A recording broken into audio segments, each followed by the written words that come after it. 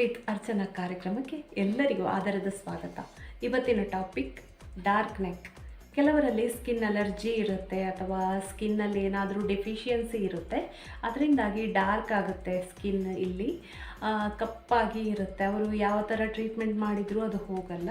ಅದು ಸ್ವಲ್ಪ ಅವರ ಹೆಲ್ತ್ ವೀಕ್ ಇರುವ ರೀಸನ್ ಇರ್ಬೋದು, ಅಥವಾ ಥೈರಾಯ್ಡ್ ಅಂಥದ್ದೇನಾದರೂ ಇದ್ದಿದ್ದರಿಂದ ಅವರ ಸ್ಕಿನ್ನಲ್ಲಿ ಕ್ವಾಲಿಟಿ ಸ್ವಲ್ಪ ಲೋ ಆದದರಿಂದಾಗಿ ಡಾರ್ಕ್ ನೆಕ್ ಬರುತ್ತೆ ಸ್ಕಿನ್ನಲ್ಲಿ. ಅದನ್ನು ಹೋಗಲಾಡಿಸಬೇಕು ಅಂತೇಳಿ ಹೋಮ್ ರೆಮಿಡೀಸ್ ಏನಿದೆ ಅದನ್ನು ಇವತ್ತು ನಾನು ನಿಮಗೆ ಇಲ್ಲಿ ಶೇರ್ ಮಾಡ್ತಾ ಇದ್ದೇನೆ.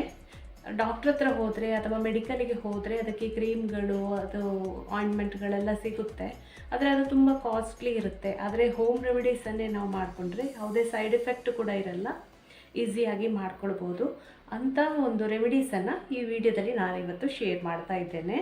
ಫಸ್ಟ್ ಪಾಯಿಂಟ್ ಅಂತ ಹೇಳೋದಾದರೆ ಆರೆಂಜ್ ಪೀಲ್ ಅಂತ ಹೇಳ್ಬೋದು. ಆರೆಂಜ್ ಇದೆ ಅಲ್ವಾ, ನಾವು ಹೇಗಾದರೂ ಮನೆಗೆ ಫ್ರೂಟ್ಸ್ ಎಲ್ಲ ತಗೊಂಡು ಬರ್ತೇವೆ, ಆರೆಂಜ್ ಸಿಪ್ಪೆನ ಬಿಸಾಕ್ತೇವೆ. ಆ ಸಿಪ್ಪೆನ ಬಿಸಾಕಬಾರ್ದು, ಅದನ್ನು ಸ್ವಲ್ಪ ಬಿಸಿಲಿಗೆ ಒಣಗಿಸ್ಕೊಳ್ಬೇಕು. ಒಂದು 4 ದಿವಸ ಬಿಸಿಲಿಗೆ ಒಣಗಿಸಿಟ್ರೆ ಚೆನ್ನಾಗಿ ಒಣಗ್ತದೆ. ಆಮೇಲೆ ನಾವು ಮಿಕ್ಸಿಗೆ ಹಾಕಿ ಅದನ್ನು ಪೌಡರ್ ಮಾಡ್ಕೊಳ್ಬೇಕು. ಆ ಪೌಡ್ರನ್ನು ರೋಸ್ ವಾಟರಲ್ಲಿ ಮಿಕ್ಸ್ ಮಾಡಿ ನೆಕ್ಕಿಗೆ ಅಂದರೆ ಮಸಾಜ್ ಕೊಡಬೇಕು. ನೆಕ್ ಯಾವ ಸೈಡಲ್ಲಿ ನಮಗೆ ಡಾರ್ಕ್ ಇದೆ ಆ ಸೈಡಿಗೆ ಮಸಾಜ್ ಕೊಡಬೇಕು. ಇದರಿಂದಾಗಿ ಕ್ರಮೇಣ ಒಂದು ದಿನ ಮಾಡಿದ ಕೂಡಲೇ ಅಲ್ಲಿ ಡಾರ್ಕ್ ಹೋಗುತ್ತಂತ ಹೇಳಲ್ಲ, ಒಂದು ಕ್ರಮೇಣ 10 ರಿಂದ 15 ದಿವಸ ಕಂಟಿನ್ಯೂಸ್ ಮಾಡಿದಾಗ ಅಲ್ಲಿ ಡಾರ್ಕ್ ಅಂತ ಹೇಳುವಂಥದ್ದು ಫೇಡ್ ಆಗ್ತಾ ಹೋಗ್ತದೆ. ಇದನ್ನು ಕಂಟಿನ್ಯೂಸ್ ಆಗಿ ಮಾಡಬೇಕು. ಇದು ಒಂದು ಪಾಯಿಂಟ್. ಎರಡನೇದಾಗಿ ಹೇಳೋದಾದರೆ ಅಲೋವೆರಾ ಜೆಲ್ ತುಂಬ ಒಳ್ಳೆಯದು ಸ್ಕಿನ್ನಿಗೆ, ಹಾಗೆ ಮುಖಕ್ಕೆ ಕೂಡ ಅಪ್ಲೈ ಮಾಡ್ಬೋದು. ಅದೇ ರೀತಿ ಡಾರ್ಕ್ ಎಲ್ಲಿದೆ ಸ್ಕಿನ್ ಅಲ್ಲಿಗೆ ಕೂಡ ಅಪ್ಲೈ ಮಾಡ್ಬೋದು. ಇದು ಅಪ್ಲೈ ಮಾಡೋದ್ರಿಂದ ಕೂಡ ಆ ಡಾರ್ಕ್ ಏನಿದೆ ನೆಕ್ ಸೈಡಲ್ಲಿರುವಂಥದ್ದು ಅದು ಫೇಡ್ ಆಗುತ್ತಾ ಹೋಗುತ್ತೆ. ಕಂಟಿನ್ಯೂಸ್ ಆಗಿ ಹಚ್ಚಬೇಕು. ಇನ್ನು 3ನೇ ಪಾಯಿಂಟ್ ಅಂತ ಹೇಳೋದಾದರೆ ಪೊಟ್ಯಾಟೊ ಜ್ಯೂಸ್. ಪೊಟ್ಯಾಟೊವನ್ನು ಚೆನ್ನಾಗಿ ಕ್ಲೀನ್ ಮಾಡಿಕೊಂಡು ಅದರ ಸಿಪ್ಪೆನ ತೆಗೆದು ಸಣ್ಣ ಸಣ್ಣಕ್ಕೆ ಕಟ್ ಮಾಡಿ ಮಿಕ್ಸಿಲಿ ಗ್ರೈಂಡ್ ಮಾಡ್ಕೊಳ್ಬೇಕು. ಆಮೇಲೆ ಅದನ್ನು ಸೋಸ್ಕೊಂಡು ಅದರ ರಸವನ್ನು ತೆಗೆದು ಅದು ಕಾಟನಲ್ಲಿ ಆ ರಸವನ್ನು ಹಚ್ಕೊಂಡು ಕುತ್ತಿಗೆಗೆ ಫುಲ್ ಹಚ್ಕೊಳ್ಬೇಕು. ಈ ರೀತಿ ಡೈಲಿ ಮಾಡೋದ್ರಿಂದ ನೆಕ್ಕಲ್ಲಿ ಏನಿದೆ ಕಪ್ಪು ಅದು ಹೋಗ್ತದೆ, ಕ್ರಮೇಣ ಹೋಗ್ತದೆ. ಕಂಟಿನ್ಯೂಸ್ ಆಗಿ ಮಾಡಬೇಕು. ಇದು ಒಂದು ಹೋಮ್ ರೆಮಿಡಿ.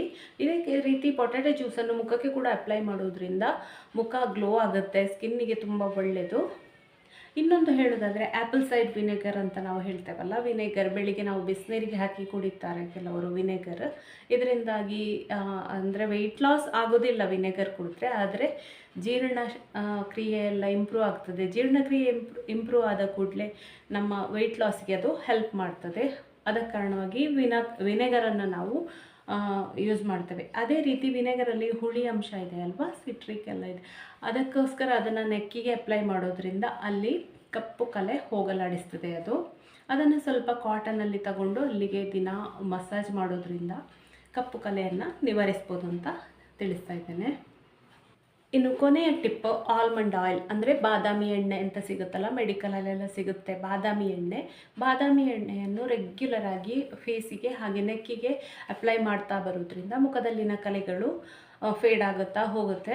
ಕಂಟಿನ್ಯೂಸ್ ಆಗಿ ಅಪ್ಲೈ ಮಾಡಬೇಕು. 2 ದಿನ ಹಚ್ಚಿದ ಕೂಡಲೇ ಹೋಗಲಿಲ್ಲ ಅಂತ ಹೇಳಿದರೆ ಆಗೋದಿಲ್ಲ. ಕಂಟಿನ್ಯೂಸ್ ಆಗಿ ಅಪ್ಲೈ ಮಾಡ್ತಾ ಹೋದರೆ ನಿಮಗೆ ಸ್ಕಿನ್ನಲ್ಲಿ ಡಿಫ್ರೆನ್ಸ್ ಗೊತ್ತಾಗುತ್ತೆ.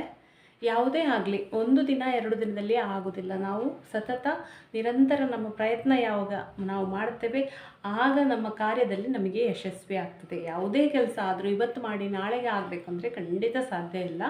ಅದು ಜೀವನದಲ್ಲಿ ಯಾವುದೇ ವಿಷಯ ಆದ್ರೂ ಸರಿ, ಇಲ್ಲಿ ಟ್ರೀಟ್ಮೆಂಟ್ ವಿಷಯ ಆದರೂ ಅಷ್ಟೇ. ನೀವು ಕಂಟಿನ್ಯೂಸ್ ಆಗಿ ಒಂದು 10 ಡೇಸ್ 15 ಡೇಸ್ 20 ಡೇಸ್ ನೋಡಿ, ಆಗ ನಿಮಗೆ ಡಿಫ್ರೆನ್ಸ್ ಗೊತ್ತಾಗ್ತದೆ. ಇವಾಗಲೂ ಮಾಡಬೇಕು ಅಂತ ಹೇಳಿದರೆ ಮಾಡುವ ಪ್ರಯತ್ನ ನಮ್ಮದಾಗಿರಬೇಕು. ಹಾಗೆ ಇದನ್ನು ಪ್ರಿವೆನ್ಷನ್ ಅಂತೇಳಿ ಬರದ ಹಾಗೆ ತಡೆಯೋದು ಹೇಗೆ ಅಂತ ಹೇಳಿದರೆ ಒಳ್ಳೆ ಲೈಫ್ ಸ್ಟೈಲ್ ಮಾಡಿಕೊಳ್ಬೇಕು.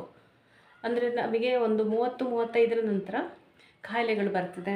ಅಂದರೆ ಥೈರಾಯ್ಡ್ ಬರ್ಬೋದು, ಕೊಲೆಸ್ಟ್ರಾಲ್ ಇರ್ಬೋದು, BP, ಶುಗರ್ ಇಂಥದ್ದೆಲ್ಲ ಒಂದು 40 ವರ್ಷದ ನಂತರ ಬರ್ತದೆ. ಇದು ಬರದಾಗೆ ಇರಬೇಕು ಅಂತ ಹೇಳಿದರೆ ಮೊದಲನೇದಾಗಿ ನಾವು ಸ್ಟ್ರೆಸ್ ಫ್ರೀ ಆಗಿರಬೇಕು, ಸ್ಟ್ರೆಸ್ಸನ್ನು ಕಡಿಮೆ ಮಾಡಿಕೊಳ್ಬೇಕು. ಅದೇ ರೀತಿ ಒಳ್ಳೆಯ ಆಹಾರ, ಬೆಳಿಗ್ಗೆ ಮಾರ್ನಿಂಗ್ ಎದ್ದು ಮಾಡುವಂಥ ಎಕ್ಸಸೈಸ್, ಇಂಥದ್ದೆಲ್ಲ ಲೈಫ್ ಸ್ಟೈಲ್ ನಮ್ಮದು ಚೆನ್ನಾಗಿರಬೇಕು. ಬೆಳಿಗ್ಗೆ ಬೇಗ ಎದ್ದು ಎಕ್ಸಸೈಸ್ ಮಾಡಬೇಕು, ನೀರು ಕುಡಿಬೇಕು, ಮತ್ತು ಸ್ಟ್ರೆಸ್ ಇಲ್ಲದೆ ಲೈಫನ್ನು ಲೀಡ್ ಮಾಡಬೇಕು. ತುಂಬ ಉದ್ವೇಗಕ್ಕೆ ಒಳಗಾಗುವಂಥದ್ದು, ಟೆನ್ಷನ್ ಮಾಡುವಂಥದ್ದನ್ನು ನಾವು ಕಂಟ್ರೋಲ್ ಮಾಡಿಕೊಳ್ಬೇಕು. ಒಳ್ಳೆ ಆಹಾರ, ವೆಜಿಟೇಬಲ್ಸ್, ಹಣ್ಣುಗಳು ಇಂಥದನ್ನೆಲ್ಲ ತಿನ್ನಬೇಕು. ಹೀಗೆ ಮಾಡೋದ್ರಿಂದ ಆರೋಗ್ಯ ಕೂಡ ಚೆನ್ನಾಗಿ ಇರ್ತದೆ. ಪಾಯಿಂಟ್ಸ್ಗಳು, ಇಷ್ಟೆಲ್ಲ ಹೋಮ್ ರೆಮಿಡೀಸನ್ನು ನೀವು ಮಾಡೋದ್ರಿಂದ ನಿಮಗೆ ಡಾರ್ಕ್ ನೆಕ್ ಏನಿದೆ ಅದನ್ನು ನಿವಾರಿಸ್ಕೊಳ್ಬೋದು. ಇಷ್ಟು ಮಾಡಿನೂ ನಿಮಗೆ ಕಡಿಮೆ ಆಗಲಿಲ್ಲ ಅಂತ ಆದರೆ ಮತ್ತೆ ನೆಕ್ಸ್ಟು ಡಾಕ್ಟ್ರ್ ಹತ್ರ ಹೋಗ್ಬೋದು. ನಾನು ಹೇಳಿದ ಹೋಮ್ ರೆಮಿಡೀಸಿಂದ ಮಾಡೋದ್ರಿಂದ ಯಾವುದೇ ರೀತಿಯ ಸೈಡ್ ಎಫೆಕ್ಟ್ ಏನೂ ಆಗಲ್ಲ. ಸ್ಕಿನ್ ಗ್ಲೋ ಆಗುತ್ತೆ. ಅಲೋವೆರಾವನ್ನು ನಾವು ಸ್ಕಿನ್ಗೆ ಕೂಡ ಹಚ್ಚಿಕೊಳ್ಬೋದು. ಇದನ್ನು ಡೈಲಿ ನಾವು ಮಾಡ್ತಾ ಇರೋದ್ರಿಂದ ಸ್ಕಿನ್ ಗ್ಲೋ ಆಗುತ್ತೆ. ಹಾಗೆ ನೆಕ್ಕಿಗೆ ಹಚ್ಕೊಳ್ಳೋದ್ರಿಂದ ಡಾರ್ಕ್ ನೆಕ್ ಏನಿದೆ ಅದು ಫೇಡ್ ಆಗುತ್ತಾ ಹೋಗುತ್ತೆ. ಫ್ರೆಂಡ್ಸ್, ನಿಮಗೆ ಈ ವಿಡಿಯೋ ಇಷ್ಟ ಆದರೆ ಖಂಡಿತ ಲೈಕ್ ಮಾಡಿ, ಹಾಗೆಯೇ ಚಾನಲನ್ನು ಸಬ್ಸ್ಕ್ರೈಬ್ ಆಗೋದನ್ನು ಮರಿಬೇಡಿ. Thank you friends watching my video. Thank you so much. Take care.